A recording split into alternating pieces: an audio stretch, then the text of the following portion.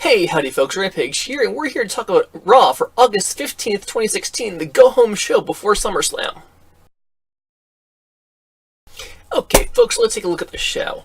The big thing we knew going into tonight was Seth Rollins is calling out the Demon King. We're going to see the demon side of Finn Balor, hopefully. That was the big highlight we knew going in this week. So we start off with Seth Rollins outside. Yoo-hoo, Demon King, where are you? Ha ha ha, I'm not scared of you. Reminds me a lot of Eric Young in TNA when Team Canada's hunting for Sting. Like, yeah, I'm totally looking for you, just please don't show up. From there we go inside, and it's Lana and Rusev inside. They're basically holding Raw hostage. There's not going to be matches tonight till their demands are met. They're upset that Reigns destroyed their ceremony, disrupted their stuff, disrespected them. Reigns calls out Foley. Calls out Reigns, actually.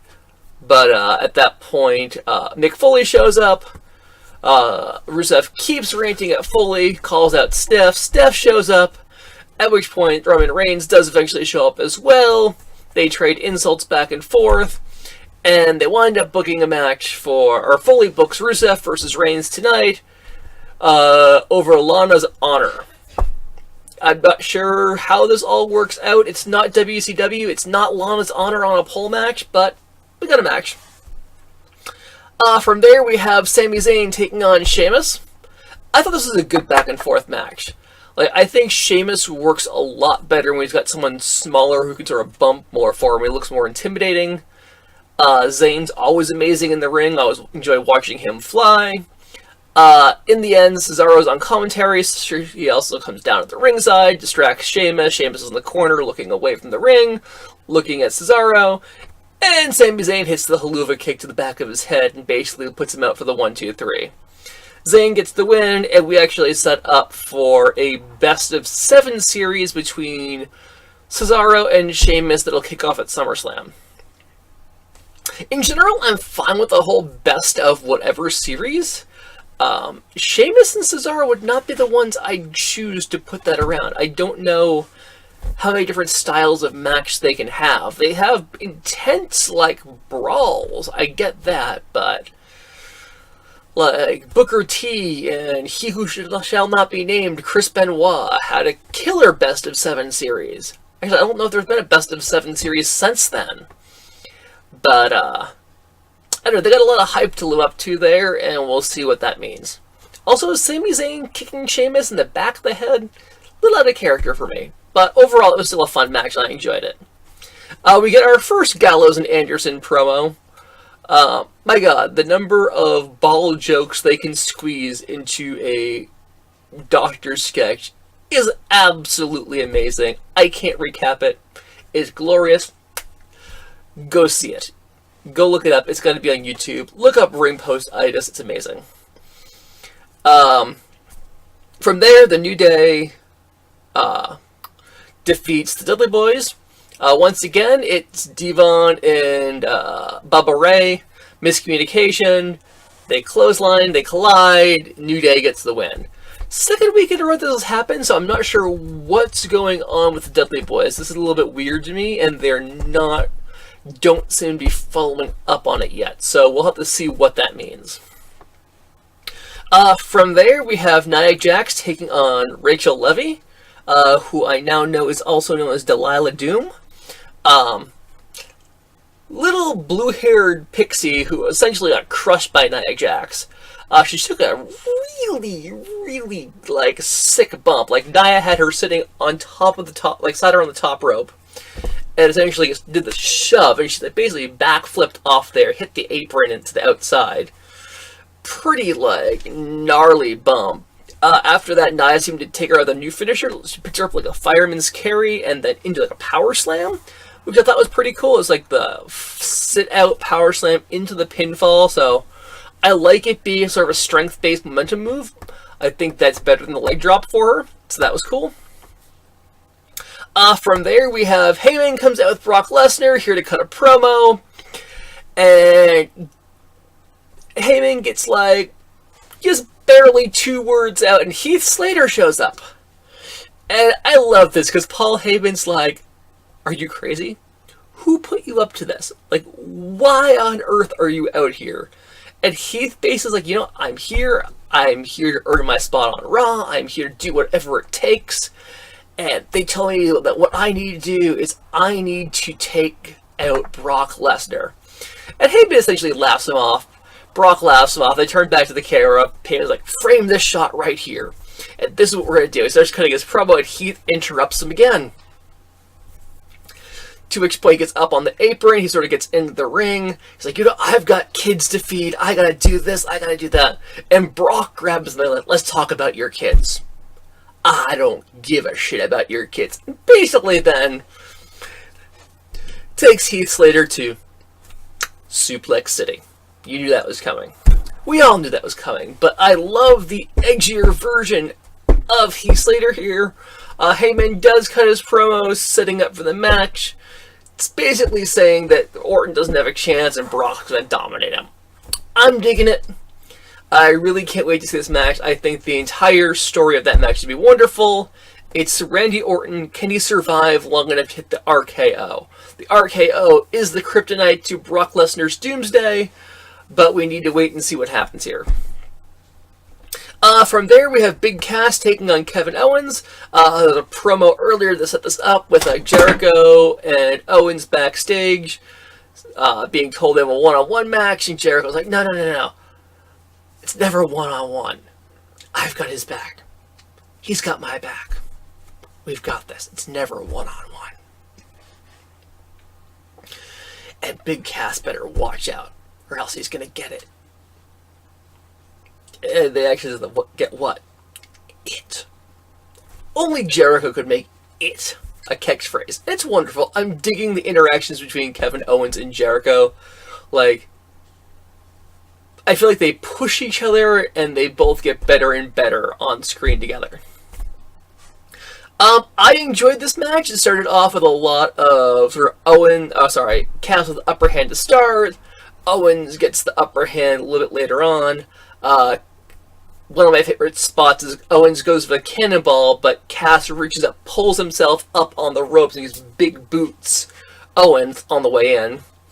End of the match comes when they're brawling on the outside, and Jericho basically attacks Big Cass, causing the DQ.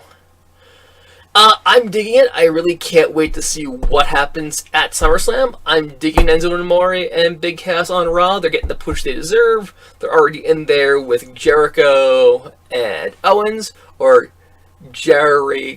Yeah, that's what they're calling them. I liked it.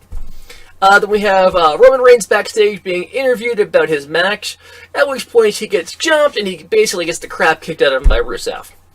I like it. Establishes Rusev as definitely like the dominant force. Hey, I'm the bad guy. I'm here to like basically get over on you. And this sort of softens up Reigns for his match, because the way Reigns has been booked going into this, he really should have that upper edge over Rusev, and we need something to change that. We have the Shining Stars taking on the Primetime Players, who are back together after Titus O'Neil set something up with Bob Backlund to reunite them for one night to see what happens. Bob Backlund tries talking to Titus when he's on the ringside, at which point Darren Young bounces off the ropes, knocks Titus off the apron. Titus gets really upset, slides in, hits the Clash of Titus on him, walks away. Shining Stars pick up the win. I'm digging it. I like the Darren Young Titus O'Neil feud. I like building off the history of them being former tag team partners. Like, yes, it's a trope. You have a tag team, they break up and they feud. But tropes are tropes for a reason, because when they're done well, they work. From there, we have Jinder Mahal making his Raw debut. I like him with sort of the turban. He's got the mask. He's got this cool ring jacket, and he's taking on Adrian Neville. And he essentially gets trounced pretty heavily by Adrian Neville. Was not expecting that for his first match out. I thought they'd give him some sort of leg up. Maybe him not doing so well opens the door for him to help Heath Slater. I don't know. We'll have to see. From there, we have Foley and Steph backstage talking about SummerSlam. Foley says he's got Jon Stewart coming in for SummerSlam, at which point Seth Rollins comes up looking for the Demon King. Hey, is he here? Is he behind the curtain? Is he under the table? No, he's not here? Oh, okay. Well, I guess he's not here. If there's nothing for me to do, I guess I might just go home. And Foley says, well, you know, why don't you try one last thing? Go down to the ring and call him out. And Rollins is like, you know, and Foley drops the, well, if you're scared, that's okay. Which is, it's basically the way you get Seth Rollins to do anything you want as an authority figure. Oh, hey, can you do this thing? No. Oh, are you scared of it? Oh, no, let me go do that right now. It's silly, it's ego, and it works. Once again, tropes are tropes because they work when they're done well, and this is done well. Rollins walks out there, calls out the Demon King, Finn Balor, says, hey, you're not going to show, I know this, ha ha ha. And then the lights start flickering like a red, you get the weird, like, sort of Latin chanting, it like comes and goes, and then we get the full demon entrance, the boom, boom, boom, with him sort of crawling through the entranceway with the full hands up. It was beautiful. Gets in the ring, pulls off the cap, stares Seth Rollins down. And they basically brawl at that point. He hits the shotgun dropkick in the corner, goes to the coup de grace, misses it. He hits the flip dive on the outside, slides back into the ring. You see Seth Rollins sort of stunned on the entrance ramp, sort of backing himself up. And you see Finn Balor in the ring, just sort of like arms out, like neck forward.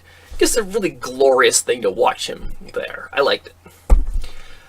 What do we have from there?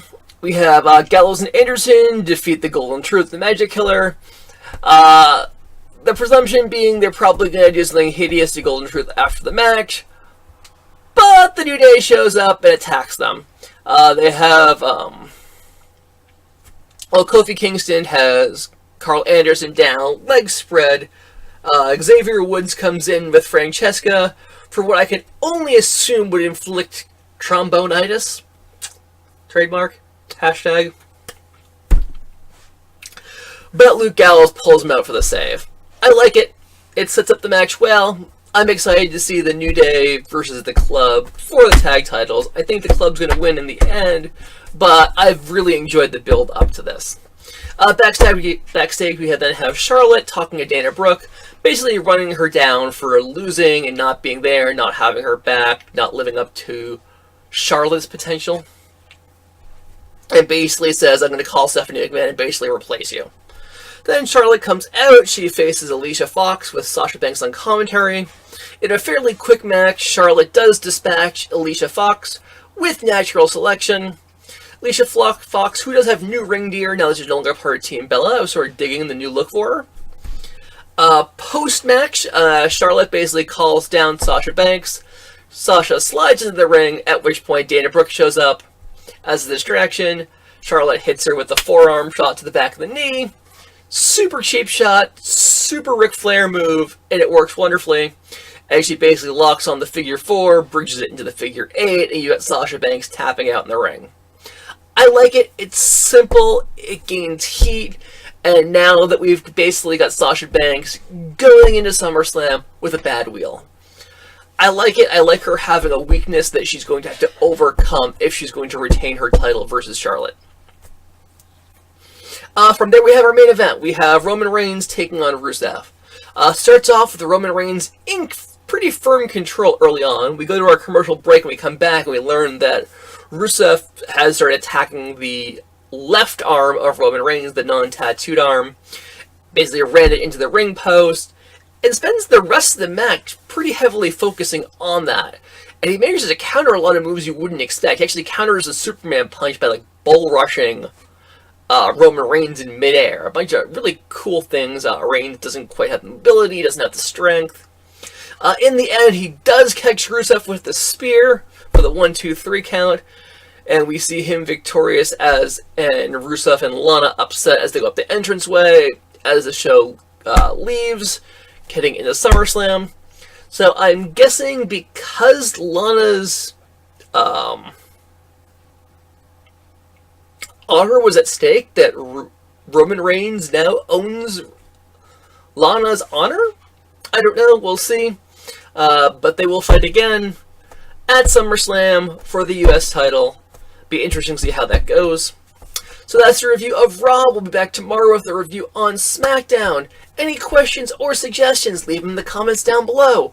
Please like, please subscribe, please share on your social media channels using the hashtag Rampage Reviews. It's right there in the corner. And we'll see you next time.